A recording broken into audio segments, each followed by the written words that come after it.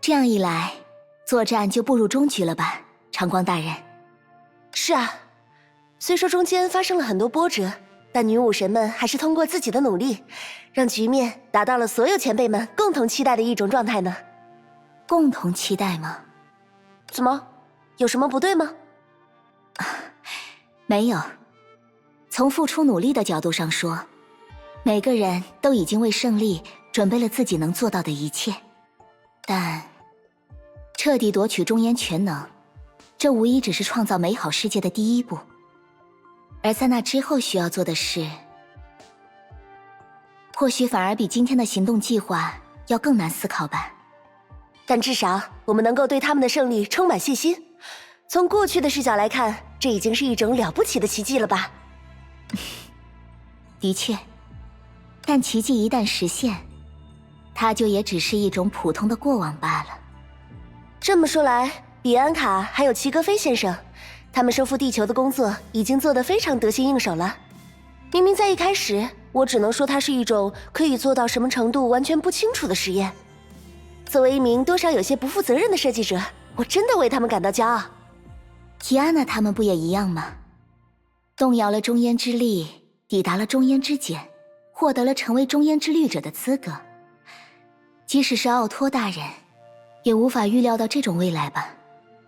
那可不好说，毕竟他可以说是拿走了横沙计划的唯一答案嘛。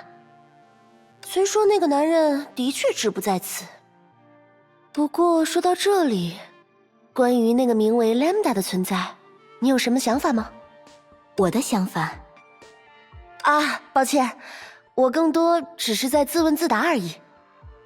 拟似时间晶体，虽说我能猜到他使用这个术语要描述什么，却一度并不确定这和所谓命运的丝线究竟有何区别。无论命运重来多少次，我都会这样选择，这就是我想要的选择。这是真正意义上的无穷，是凡人的生命或许难以承受的重量。尤其是当我们意识到自己的生命或许并不仅仅活在当下，并不仅仅只有作为自己的意义，那么所谓时光的分量便不可分割，无边无际，使得昨日与今日都成为我们的梦想与回忆。或许只有如神明般无限的爱，才能爱着如此这般的人类。但也可能只要一瞬间的爱，便已足够做到这一切。我并不了解 Lambda 的技术细节，但我明白他的力量之源和幽兰戴尔大人和 Kiana 他们一样，都来自一种最朴素的爱。具体来说，虽然我们都认为使用星门与凯文决战已经足够便利，但或许这位 Lambda 仍会为我们提供一种全新的可能。只因为在本体论的意义上，它也属于那艘修伯利安的一个组分，永恒轮回的不沉之船。我们有理由相信他的这种说法，不是吗？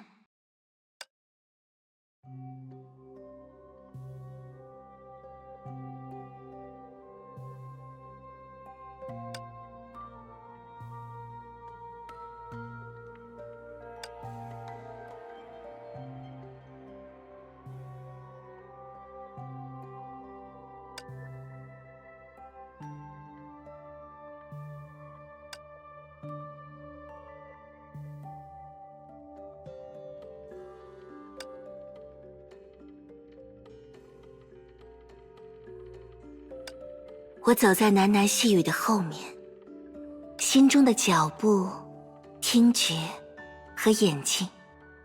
喃喃细语是心灵的活动，我是自己的脚步，我听到自己的心声。我想到这声音时，他们也在想我。我是自己的话语抛下的身影。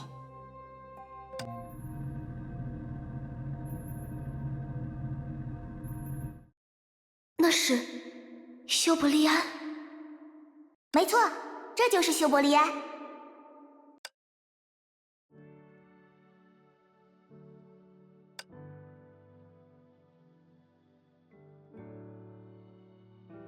一切都准备好了吗？要出发了。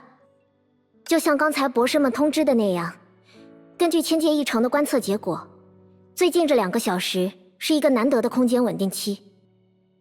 从考虑最坏情况的角度来说，在这段时间内，无论中烟之力的归属如何改变，都不会影响我们已收复的地球空间。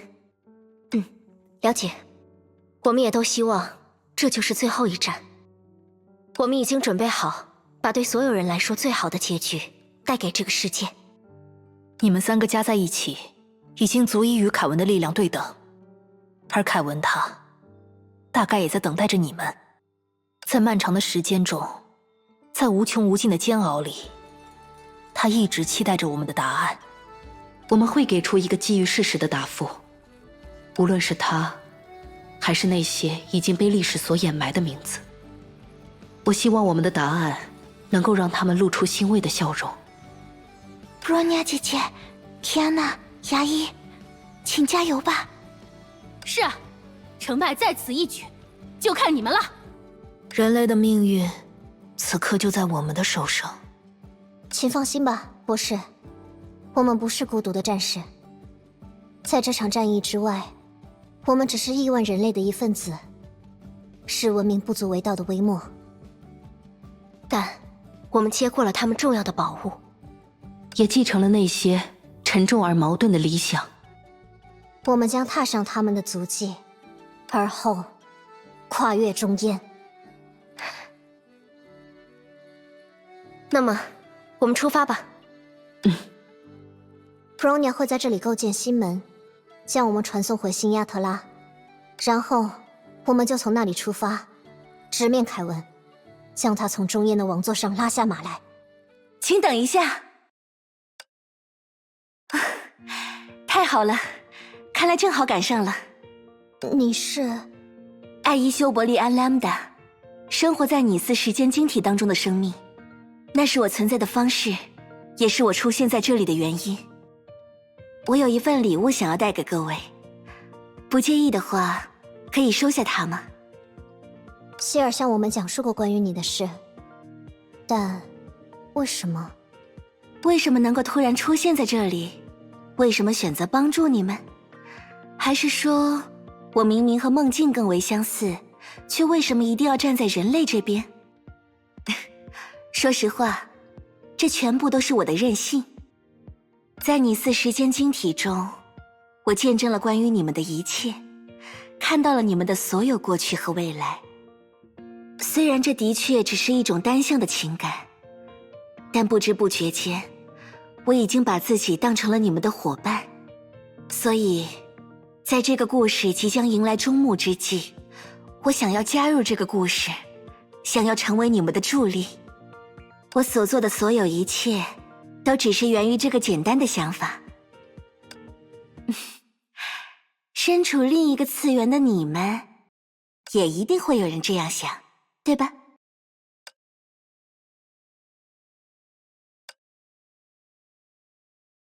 你刚刚在和谁说话？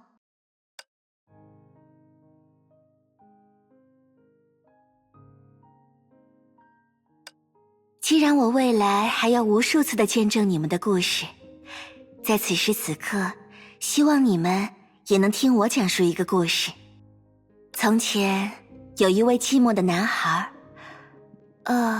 或许是女孩。女孩漫无目的的生活着，不知道自己想要什么，也不知道自己会成为怎样的人。她就这样在世界上流浪，与许多人相逢，又遭遇了很多离别。女孩不断地成长着，她做过很多错事、傻事，伤害过一些人，也做了更多正确的事、聪明的事，拯救了更多的人。她接受了所有人的爱，她承受了所有人的恨。爱她的人有很多很多，恨她的人甚至也包括他自己在内。就这样，名为人的种子在他的体内渐渐成熟，抽枝发芽，开出美丽的花朵。而现在，他终于找到了自己要走的路，坚定的要实现自己所追求的未来。以上，这就是关于他的故事，一个尚未完结的故事。你说的这些，真的不是在讲我们的事吗？如果非要这么说，那么这就是你们的故事，但这也是千千万万其他人的故事。我并不在乎这个故事的主角是谁，因为它可能是你的故事，我的故事，属于很多人的故事。毕竟，我只是一个漂流在循环往复的版本周期当中，为次元那边的人们收集故事的存在而已呀。但就像你们面对的圣痕计划一样，故事本身也具有力量。相似的故事吸引了相似的人，也许只是一个瞬间，一句话，也许是一段经历，一番长谈，他们在彼此的影子中发现了自己。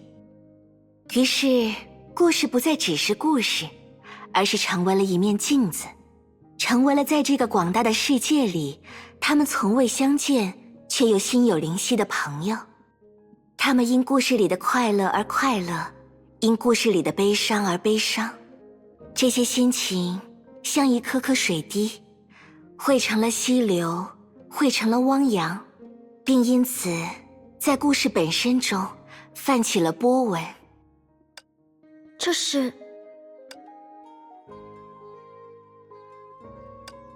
是他们的祝福，也是我的核心密钥。请相信，你们的每一段故事，每一次微笑，每一滴眼泪，都有人替你们牢牢地记在心中。这就是我，这就是我们出现在这里的理由。请勇敢地出发吧，我们与你们同在。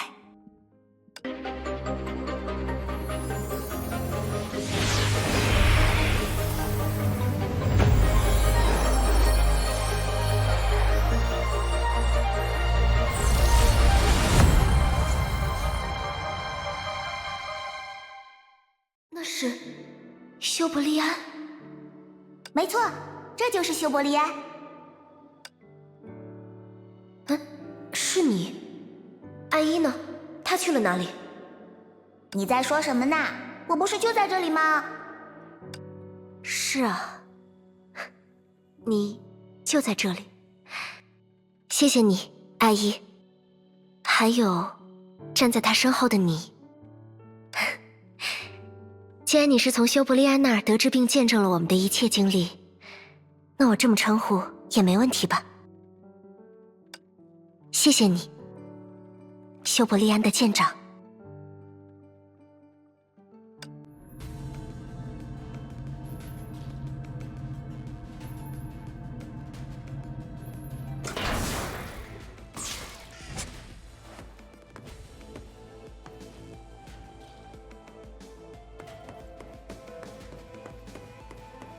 剑桥好像和平常不太一样呢。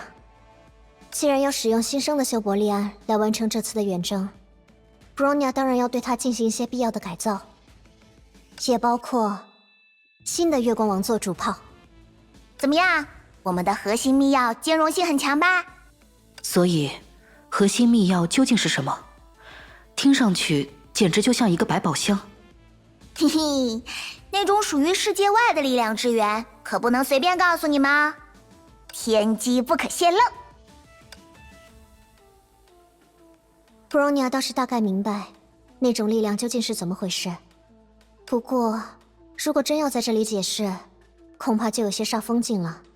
浪漫一点来说，它是梦的描绘，和理智律者所谓文明的描绘大同小异，不是吗？嗯哼，好啦，核心密钥的力量可是很珍贵的，如果一直停在这里，耗尽了宝贵的资源，那似乎就本末倒置了。如果大家没有什么其他的问题，我们这就向着凯文的位置出发。不过，既然有了这么大的一艘战舰，我们不带上其他人一起吗？如果你们只是需要拉拉队，那么修伯利安的确可以带上更多的人啦。但从另一个角度来说，因为使用了核心密钥，这里也只能支撑上限为3人的作战队伍啊。这可是世界底层的保护机制呢。保护机制？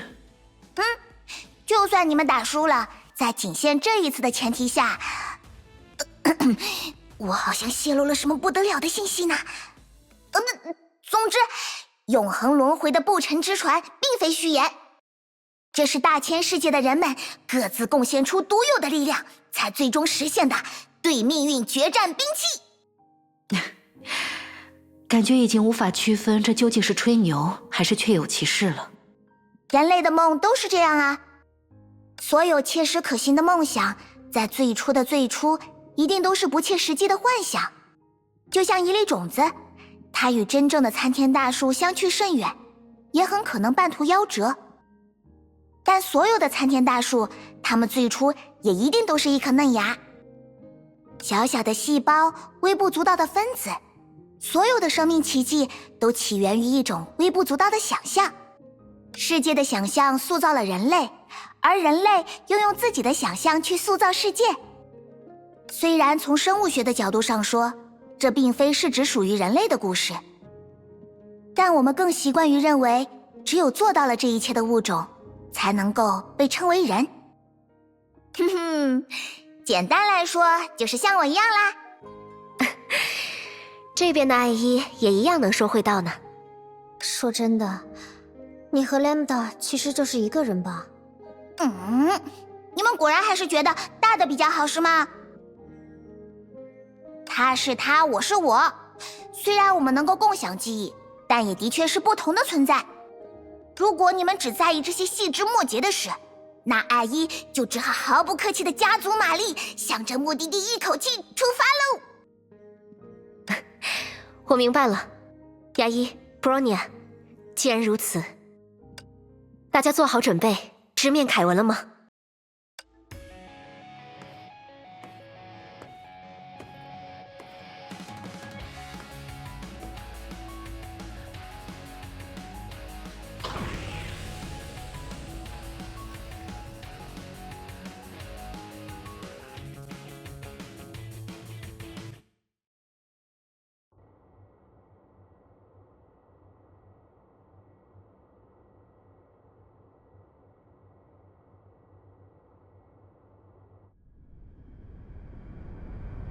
系统控制，一切正常。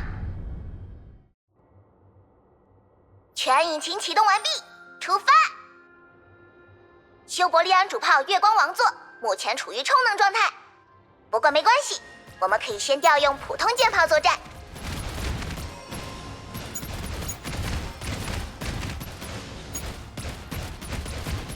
修伯利安主炮月光王座充能完毕，不过要小心后坐力哦。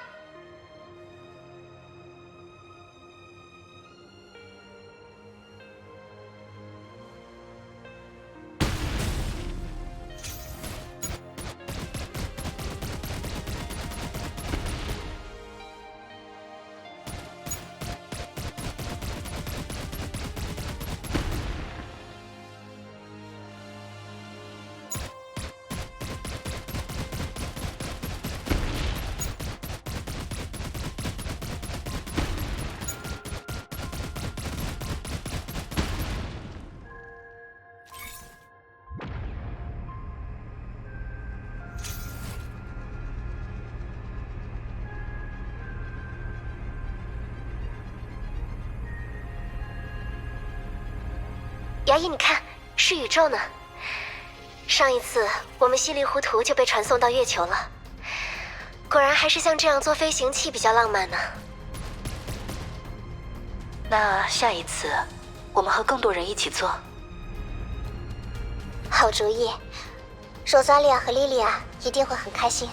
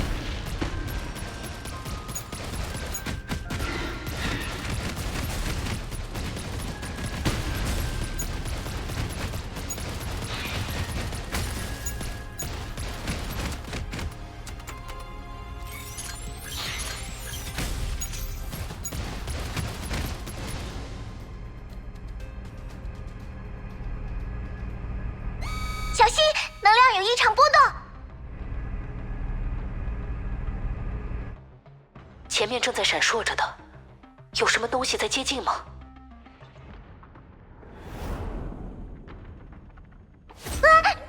这是准备开火！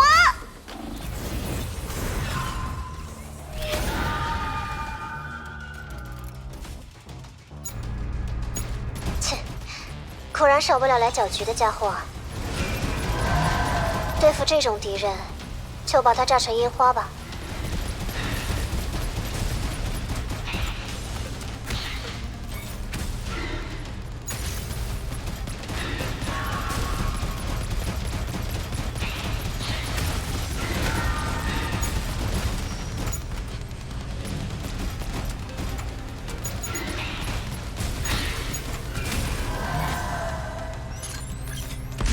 好险，不过没事就好。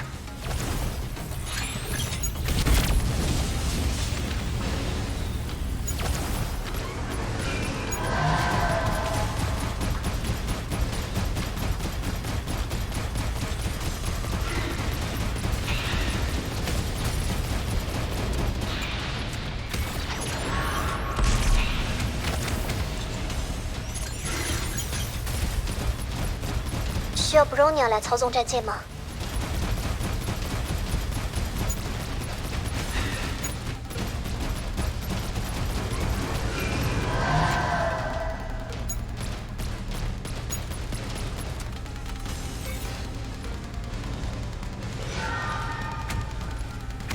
看来他开始感到着急了，速战速决吧。